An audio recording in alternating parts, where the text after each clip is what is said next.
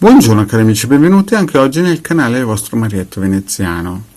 Oggi parleremo di come indagare su, ad esempio, l'acquisto di una macchina o magari l'acquisto di un oggetto che ci serve, ma puntare più che altro al fatto di controllare magari una macchina in seconda mano, ma potrebbe essere anche una macchina nuova. Perché questo? Perché anni fa mi è capitato di comprare per un parente molto vicino una macchina e ho fatto un acquisto, ma se avessi dovuto dare retta al pendolino molto probabilmente l'avrei fatto lo stesso, però sarei restato un po' più fermo sull'acquisto e magari essere riuscito a spuntare qualcosina. Però prima di questo, di farvi vedere un po' come si può fare, vi chiedo, se non l'avete ancora fatto, di iscrivervi al canale di Legare Marietto Veneziano e di iscrivervi ai nostri gruppi di Facebook e anche quel canale di Telegram, dove ogni lunedì sera abbiamo degli studi di esoterismo. Grazie cari amici e proseguiamo. Bene, ipotizziamo che noi vogliamo prendere una macchina. Allora, la prima cosa che bisogna fare quando si acquista una macchina non è tanto se va bene o no, ma i bovis. Perché i bovis?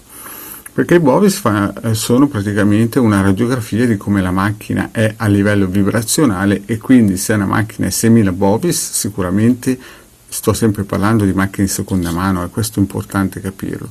Se una macchina, io in questo caso qui, scusate, sto parlando di macchine di seconda mano e non l'ho detto ben chiaro. Quindi se noi vogliamo comprare una macchina di seconda mano, la prima cosa che noi dobbiamo controllare sono i bovis. Quindi ipotizziamo che vogliamo controllare la macchina, e quindi prendiamo il nostro quadrante radiostesico per i bovis che ho qui sotto. Voi sapete che si possono scaricare gratuitamente nel sito del capitano.altervista.org e ce ne sono in quantità veramente importanti di questi quadranti radiostesici e circuiti radionici. Quindi anche se voi non avete la fotografia della macchina, l'ideale sarebbe avere la fotografia della macchina e metterla nel puntino nero, ma ipotizziamo che non ce l'avete. Io adesso faccio memoria di quella macchina che avevo comprato, così che vedete un esempio. Quindi vi chiedo, questa macchina quanti bovis ha? Voi ve la immaginate, l'ideale sarebbe avere una fotografia.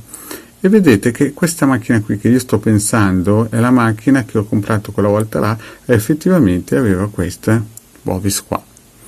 E quindi chiaramente mi è sembrato subito un buon acquisto, no?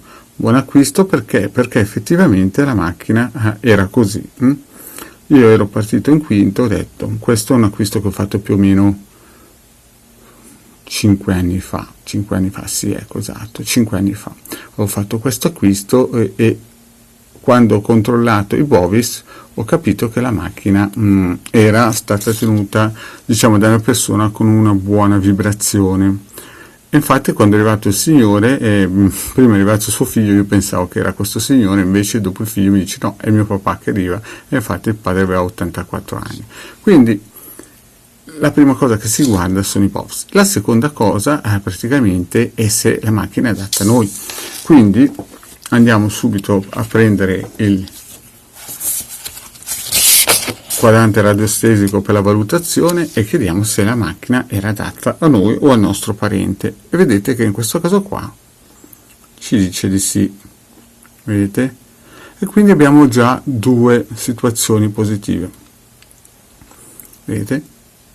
Adesso però il problema è andare a indagare un po' come ho fatto io quella volta là.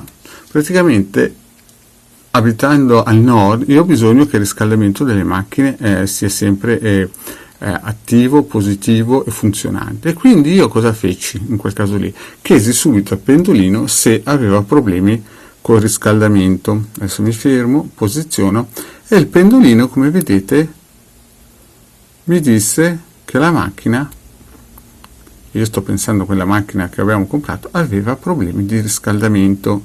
Vedete? C'era un problema di riscaldamento. E infatti cosa successe?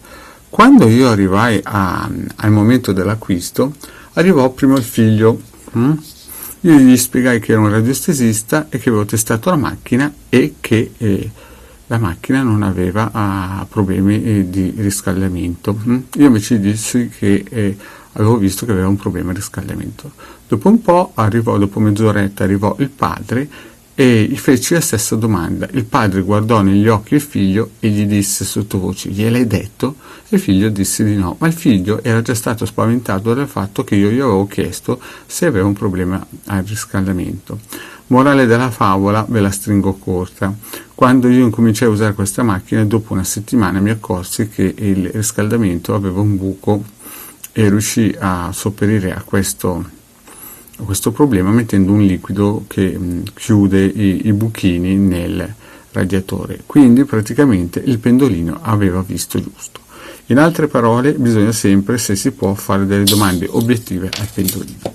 Poi abbiamo anche un altro quadrante che viene sempre in nostro aiuto, il quadrante radiostesico per la valutazione, e cioè se questa macchina è favorevole a noi. Adesso io faccio la stessa domanda: se quella macchina là, cioè che ipotizziamo che sia in quel momento lì, fosse favorevole per il mio parente, e vedete che era molto favorevole. Questo non vuol dire che non abbiamo avuto dei costi, perché quella macchina lì ha avuto dei costi, chiaramente l'ho pagata nettamente di meno, però diciamo che per l'uso che ne è stato fatto, cioè praticamente di scuola guida, è stato un buon acquisto. Questi sono dei metodi che si possono utilizzare per vedere qualsiasi cosa, in questo caso qui è la macchina. Oppure possiamo fare la domanda, una domanda molto semplice, col sì e il no: se avremo problemi grossi nei prossimi tempi con quella macchina. Io faccio sempre la domanda con quella macchina là, e chiaramente non ci sono stati incidenti, quindi infatti non c'è stato nessun tipo di problema. Quindi, cari amici, noi possiamo usare la radiostesia per indagare, ad esempio, sulla macchina. Questo è un classico esempio che proprio mi è capitato realmente, a me personalmente, quindi penso sui 6 anni fa circa, 5-6 anni fa. Questo perché faccio questo video, questa piccola pillola? Perché mi sono reso conto che molte persone hanno la potenzialità di indagare piccole cose quotidiane e non usano la radiostesia. Quindi vi invito a testare sempre qualsiasi cosa, prendervi 5 minuti e chiaramente, avendo il pendolino e i quadranti radiostesici scaricati gratuitamente nel sito del capitano.altervista.org, e a testarle e provarle. Bene, cari amici, anche per oggi il vostro Marietto vi ha dato questa piccola pillola. Vi chiedo, se non l'avete ancora fatto, di iscrivervi al canale di Ildegarda e del vostro Marietto veneziano, di venirci a trovare nei gruppi Facebook e di Telegram.